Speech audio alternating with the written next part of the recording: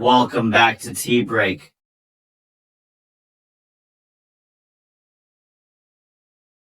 अस्सलाम वालेकुम, welcome back to tea break. आपका लुकमान सुलेमानी आपके सामने। व्यूवर्स कैसे हैं आप? ठीक हैं? उम्मीद है इंशाल्लाह ठीक होंगे। व्यूवर्स, आप लोगों के साथ बहुत सारी बातें करनी हैं क्योंकि आज की जो है वो काफ़ी सारी ख़बरें हैं और ज़्यादातर ख़बरें जो हैं वो अदालत से मुतल्लिक़ हैं और उनमें हम बहुत डीपली नहीं जाएंगे क्योंकि कहीं हम ग्रे एरिया से ब्लैक एरिया की तरफ ना चले जाएं, क्योंकि उसमें एक वाइट एरिया होता है, एक ग्रे एरिया और एक ब्लैक एरिया। और इसी के साथ साथ एक और बात जो आपसे शेयर करनी है वो ये शेयर करनी है कि इलेक्शन शेड्यूल जो है वो एक दफ़ा फिर से रिवाइज़ हो गया, वो बात आपसे करनी है। चले इससे पहले कि हम अपनी लंबी बात की तरफ जाएं, आप लोगों से रिक्वेस्ट कर लेते हैं कि चैनल को सब्सक्राइब कर लें, बेल के बटन को ऑन कर लें और ऑल नोटिफिकेशन वाला बटन ऑन कीजिएगा ताकि आप लोगों के पास हमारी हर आने वाली वीडियो का सबसे पहले नोटिफिकेशन आ जाए। चलें अब हम बात करते हैं जी। सबसे पहले हम बात कर लेते हैं इलेक्शन कमीशन का जो रिवाइज शेड्यूल आया है उसके मुतालिक। अच्छा, रिवाइज शेड्यूल में इस चीज़ को ज़हन में रखा करें कि 8 फरवरी वाला शेड्यूल जो है वो नहीं चेंज हो रहा, वो चेंज होएगा तो हल्ला गुला होगा, हर तरफ हल्ला गुला होगा, वो आपको पता चल जाएगा। ये जो उससे पहले के प्रोसेस है ना, जो 54 दिन का आया था शेड्यूल, उसमें माइनर चेंजिंग होती रहती है और उसका नोटिफिकेशन आता है। कल के नोटिफिकेशन के मुताबिक जो कि इस्लामाबाद में 2 जनवरी का नोटिफिकेशन है और ये इलेक्शन कमीशन की वेबसाइट के ऊपर भी नोटिफिकेशन पड़ा हुआ है, आप लोग जाके उससे तस्दीक भी कर सकते हैं। उसमें जो चीज़ें चेंज हुई हैं उनको हम देखते हैं। उसमें है last day for the scrutiny of nomination paper, यानी कागजात नामजदगी की जो स्क्रूटनी का प्रोसेस था उसके लिए लास्ट डेट पहले 3 जनवरी की थी, अब जो है वो आगे नहीं, माजरत के साथ वो पहले 30 दिसंबर की थी, वो अब बढ़ा के जो है वो 5 जनवरी तक कर दी गई है। उसके बाद फिर जब एक स्क्रूटनी के अमल के दौरान कुछ के कागजात मुस्तरद हो जाते हैं और कुछ के जो है वो एक्सेप्ट हो जाते हैं, तो जो एक्सेप्ट होते हैं, मुस्तरद होते हैं, उनकी अपीलें दायर की जा सकती हैं। वो अपीलें जो हैं वो दायर करने की डेट भी जो है वो 3 जनवरी थी पहले, अब वो रिवाइज करके जो है वो 9 जनवरी कर दी गई है। इसी तरह लास्ट डेट जो है वो अपीलों का फैसला सुनाने का जो अपीलों का जो एक ट्राइब्यूनल बैठेगा और जो फैसला सुनाएगा उसकी आखिरी तारीख भी जो है वो चेंज होकर वो 16 जनवरी हो गई है। इसके बाद पब्लिक करने की इनको ऑल कैंडिडेट, यानी मैंने भी आप लोगों से बात की थी कि हम अभी जी उसके पेपर मुस्तरद हो गए, उसके कबूल हो गए, उसके नॉमिनेशन फॉर्म रिजेक्ट हो गए, ये बातें अभी आप लोगों से साथ बताने की नहीं है क्योंकि इस वजह से देखें आप लोगों के साथ चस्के ही लगाने हैं, आप लोगों का टाइम ही लेना है, क्योंकि अभी ये अपीलें दायर होनी है। जब अपीलें दायर होंगी तो उसमें से फिर फाइनल जो नाम निकलेंगे वो हम आपके साथ शेयर करेंगे और वो आपको बताएंगे। वो फाइनल जो लिस्टें लगनी है वो लिस्टें लगने की रिवाइज डेट जो आई है वो 17 जनवरी आई है, यानी 17 जनवरी को फिर हम वो आपके साथ शेयर कर देंगे। जिस तरह इलेक्शन कमीशन वो ऑथेंटिक होगी, वो आम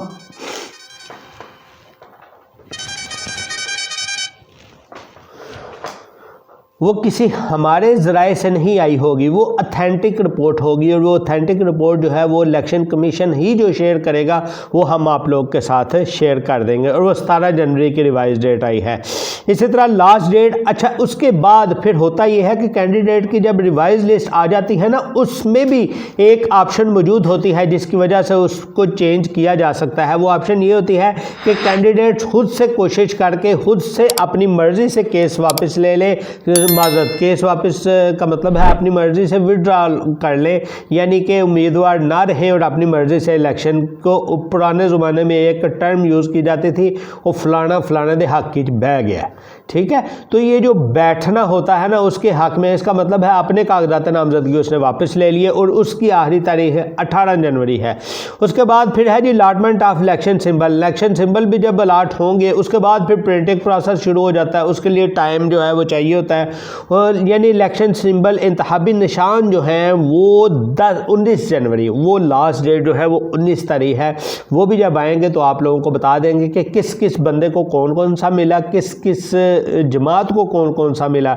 जिस तरह इसी तरह ही इधर रुकते हुए आप लोगों के साथ एक और भी शेयर कर देते हैं। एक बहुत ही पॉपुलर जमात हमारे मुल्क की पहली या दूसरी पॉपुलर जमात के इंतखाबी निशान का मसला बना हुआ था, जिसके इंतखाबी निशान का ये था कि इंट्रा पार्टी इलेक्शन की वजह से उनका इंतखाबी निशान कायम रहेगा या नहीं रहेगा, इसकी वजह से जो है वो इशू बना हुआ था। और इस इशू को रिज़ॉल्व करने के लिए उन्होंने क्या किया कि वो इलेक्शन कमीशन का जो 22 दिसंबर वाला फ़ैसला था उनको उन्होंने पेशावर हाई कोर्ट में चैलेंज कर दिया, और पेशावर हाई कोर्ट से उनको रिलीफ मिल गया था, जिस रिलीफ के तहत उनको उनका बल्ले का निशान वापस मिल गया था। फिर उसके ऊपर इलेक्शन कमीशन ने जो है वो अदालत का रुख किया, उसका पेशावर सुप्रीम कोर्ट का रुख किया। अच्छा, उसके ऊपर अब वो बल्ले का निशान दोबारा से खतरे में है। वो इसलिए खतरे में है क्योंकि उन्होंने अपना जो इलेक्शन कमीशन ने दायर किया सुप्रीम कोर्ट में, उन्होंने खास तौर पे ये पॉइंट उठाया कि देखें, पेशावर हाई कोर्ट ने हमारी बात तो सुनी नहीं, एक तरफ की बात सुन के उन्होंने फ़ौरन फैसला दे दिया। तो इसके ऊपर सुप्रीम कोर्ट के जो चीफ जस्टिस हैं, जस्टिस काजी फायज़ ईसा साहब, उन्होंने भी बहुत ज़्यादा जो है वो सख्ती का मुजाहिरा किया, और उन्होंने डांट डपट का मुजाहिरा किया कि ये कौन सी बात हुई कि एक फरीक की आप बात सुन रहे हैं और फैसला दे रहे हैं, और आप दूसरे फरीक की बात ही नहीं सुन रहे। और जो मेन इस वक्त स्टेक होल्डर है इलेक्शन में, वो इलेक्शन कमीशन है। देखें, इलेक्शन कमीशन का इसका मतलब है कि आप 8 फरवरी को इलेक्शन नहीं होने देना चाह रहे, उसको लेट हो, यानी ये इस तरह के रिमार्क्स थे काजी फायज़ ईसा के उसमें अदालत में। अच्छा, चले हम अब बात करते हैं अदालत के बाकी केसों में। अदालत में ऐसा है कि जनरल फैज़ की जो है वो अदालत में उनको दोबारा से तलबी की गई थी, यानी तीसरी दफ़ा तलबी की गई थी फैज़ाबाद धरने केस में। और फैज़ाबाद धरने केस में उनके ऊपर जो एलिगेशन था, वो एलिगेशन ये था कि फैज़ाबाद धरना गैस जो मौलाना हादम रिजवी साहब वाला था, उसमें भी कि ये उस सब के करता धरता थे, उस सब के मास्टरमाइंड थे, ये उनके ऊपर एलिगेशन है। और इस सिलसिले में अब वो अभी पेश तो नहीं हुए, लेकिन अभी नहीं पेश हुए, कल पेश होना था, नहीं हुए पेश, तो दोबारा से फिर उनको ज़ाहिर बात है वो नोटिफिकेशन इशू हो जाएगा। लेकिन कोई आम बंदा ना ये सोचे कि उनको अगर अदालत से पेशी के कोई समन आते हैं तो वो पेश नहीं होगा, पेश तो होना पड़ेगा। अब हर कोई जो है वो साबिक DG ISI तो नहीं है, तो बहरहाल कल ये मुतवक्का था कि कल वो पेश होंगे, बहरहाल किसी वजह से वो नहीं पेश हुए। उसके बाद अदालत में कल जो बहुत एक पॉपुलर केस था वो ये था कि ताहयात नाअहली का केस, जो जहांगीर तरीन और नवाज शरीफ साहब का केस था, वो भी जो है वो फिर TV पे लाइव भी दिखाया गया, तो उसका भी एक जो है वो आप लोगों ने भी देखा होगा कि क्या बना। उसके बाद अदालत में वही केस था जो जिसकी मैं पहले बात कर चुका हूँ, दोबारा थोड़ा सा आपको बता देता हूँ। पेशावर हाई कोर्ट वाला जो बल्ले के निशान वाला मामला था, लेकिन उसका कोई कल फैसला नहीं हो सका। वो फैसला जो है वो अगले दिन पे डाल दिया गया। देखें अब आज अगला दिन बनता है, आज उस केस का क्या फ़ैसला आता है और क्या चीज़ निकलती है। इसमें एक और बहुत थ्रिलिंग चीज़ है। थ्रिलिंग चीज़ ये देखें, शेख रशीद साहब PTI में थे। PTI में शेख रशीद साहब के होने के बाद अब क्या हुआ कि PTI से शेख रशीद साहब निकल गए या निकाल दिए गए या PTI ने ऑन करना छोड़ दिया, तो अब खाली होगी ना जगह एक उनके PTI में। तो PTI में रिप्लेस किया है शेर अफजल मरवत साहब ने शेख रशीद साहब को। वो कैसे? वो इस तरह देखें, शेख रशीद साहब भी अक्सर आपको पता होगा हर चीज़ के ऊपर जी, ईद से पहले ये हो जाएगा, कुर्बानी से पहले कुर्बानी हो जाएगी, इस तारीख को इलेक्शन हो जाएंगे, इस तारीख को ये हो जाएगा, फलां हो जाएगा, यानी अपनी तरफ से ही डेटें देते रहते थे शेख रशीद साहब, और डेटें देने में बहुत मशहूर थे। अब शेर अफजल मरवत साहब आए हैं, उनकी टीम में सीनियर नायब सदर के तौर के ऊपर हैं PTI में, तो अब उन्होंने डेटें देने का काम शुरू कर दिया है। पिछले महीने भी उन्होंने डेट दी थी जी, इमरान खान 20 से 25 दिन में जो है वो रिहा हो जाएंगे। कल फिर उन्होंने एक जो है वो मीडिया टॉक के दौरान उन्होंने दोबारा से डेट दे दी। दोबारा से उन्होंने कहा जी ठीक 20 दिन के बाद जो है इमरान खान रिहा हो जाएंगे।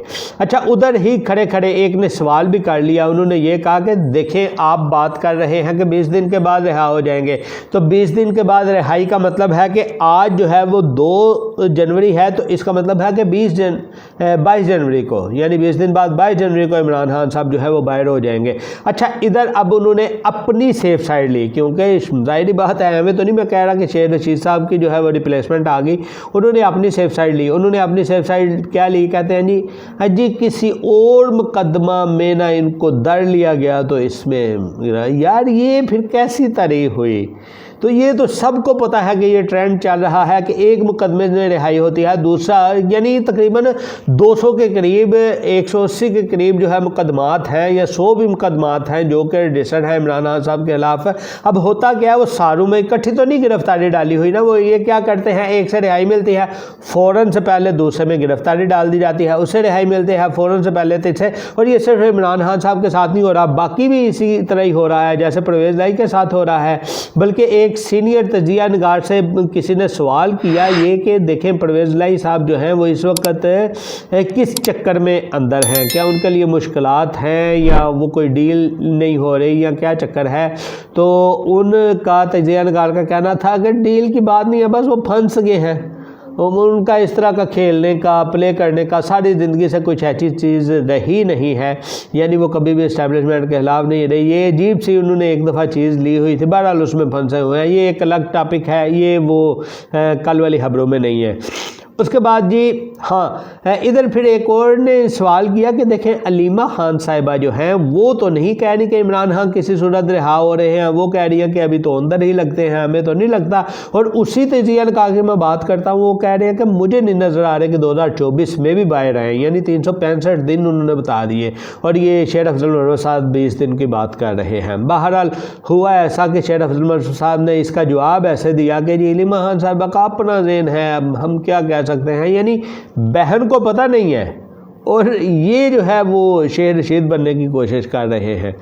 अच्छा, इसके बाद है जी हाँ, लोगों की गुमशुदगी, जो गुमशुदा लोग हैं, जो आप कह लें मिसिंग पर्सन हैं, मिसिंग पर्सन का मामला भी कल अदालत में हुआ और उसमें अदालत में चीफ जस्टिस के सामने खूब अच्छी खासी जो है वो शेब शाहीन साहब और इसी तरह एतजाज़ हसन साहब का ये दायर किया हुआ जो है वो केस है, शेब शाहीन साहब इसको देख रहे थे। उसमें बड़ी फ़िक्रेबाजी हुई, फ़िक्रेबाजी में कोई सियासी फ़िक्रेबाजी भी हुई, जिससे वो फिर अदालत ने मना कर दिया कि इसको सियासी फोरम ना बनाएं, तो आप इसको इस तरह से ना चलाएं। वो भी इसी तरह से चलता रहा। और हाँ, एक और खास चीज़, अदालत में चिल्लों का भी जिक्र हुआ, जो चिल्ले शेर रशीद साहब ने नहीं वापस आके बताया कि मैं चिल्ले पे गया हुआ था, उन चिल्लों का भी जिक्र हुआ, क्योंकि ये भी उन्हीं से मुतल्लिका है कि मिसिंग पर्सन के हवाले से, गुमशुदा अफराद के हवाले से। क्योंकि ऐसा है, वैसे तो ये केस 2011 का लगा हुआ है ना, 2011 की पिटीशन है, तब से चल रहा है, लेकिन साथ में चूँकि ये भी नए ऐड हो गए, जिस तरह उस्मान डार साहब थे, शेर रशीद साहब थे और इसी तरह इमरान रियाज साहब थे, और भी जिस तरह जो वो शुरू में पहले वो भी थे, हसन रियाजी साहब थे। यानी इसी तरह जो है ये भी तो गुमशुदा में ही आते थे, क्योंकि इनका किसी को पता नहीं था, लेकिन ये गायब थे। फिर आहिस्ता आहिस्ता इनका पता भी चल गया, जिसमें वापस आके शेर रशीद साहब ने वो चिल्ले की बात की। जब ये चिल्ले वाली बात हुई ना अदालत के सामने, तो अदालत ने कहा कि ये चिल्ले वाली बात तो ऐसा ही है, आप इसमें ना करें, या तो जो विक्टिम है यानी कि जिसके साथ ये हुआ है वो अगर खुद बात करे तो फिर तो बात बनती है, बाकी अगर कोई बात करेंगे तो ये सियासी पॉइंट होगा, सियासी पॉइंट को जो है वो इधर डिस्कस ना किया जाए। यानी चिल्ला भी जो है वो अदालत में डिस्कस हुआ। तो ये खबरें तो काफ़ी सारी होती हैं, खबरें ख़त्म नहीं होती, लेकिन आप लोगों का ज़्यादा टाइम नहीं लेते। लेकिन आपको फिर दोबारा से मैं याद दहानी करा लूँ, वो जो हम फाइनल लिस्टें आपको नहीं बता रहे, हम इंतज़ार कर रहे हैं कि एक सरकारी जेन्युइन जो है वो लिस्ट आ जाए, बजाय इसके उसके भी मुस्तरद हो गए, उसके भी मुस्तरद हो गए। हाँ, एक और चीज़ लोगों में कमेंट्स में ज़रूर पूछा था, उस चीज़ के ऊपर हम कोशिश करते हैं कि नेक्स्ट 1-2 वीडियो में वो बात करें कि इमरान खान साहब के एहसासे जो उन्होंने कागजात नामजदगी जमा करवाते हुए डिक्लेयर किए थे, वो हमने आप लोगों के साथ शेयर किए थे। अब नवाज शरीफ साहब, शहबाज शरीफ साहब, यानी बड़ी पर्सनैलिटी जितनी भी हैं, उनके हम असासाजात आप लोगों के साथ शेयर करें। तो उसके लिए ज़रूरी यही है, वही रिक्वेस्ट करते हैं आप लोग हमारे साथ रहें। नोटिफिकेशन वाला बटन और सब्सक्राइब वाला बटन, ये दोनों बटन ऑन करें ताकि जब वो हम वीडियो बनाएं तो आपको मिल सके। मिलते हैं जी नेक्स्ट वीडियो में। अपना बहुत सा ख्याल रखें। अल्लाह हाफिज़।